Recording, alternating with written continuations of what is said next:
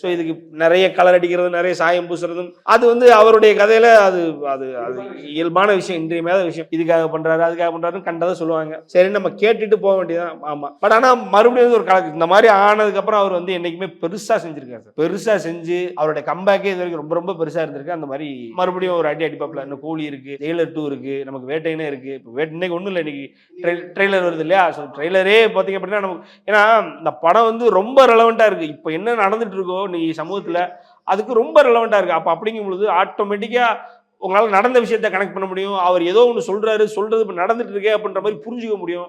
So இது வந்து expectation வந்து ஆட்டோமேட்டிக்காக அந்த கதை, திரைக்கதை எப்படி ஜெயிலருக்கு ஒரு எக்ஸ்பெக்டேஷனை ஆட்டோமேட்டிக்காக செட் பண்ணிச்சோ, அந்த மாதிரி படம் வந்து ஓடி செட் பண்ணி வேர்ட் ஆஃப் த மவுத் மூலயமா ஒரு ரஜினி படமாக இது ஓட போகுதுன்றது தான். அந்த மாதிரி தான் ஆட்டோமேட்டிக்காக வேட்டையனும் சரி, கூலியும் சரி, ஜெயிலர் 2ம் சரி கலக்க போகிறாரு.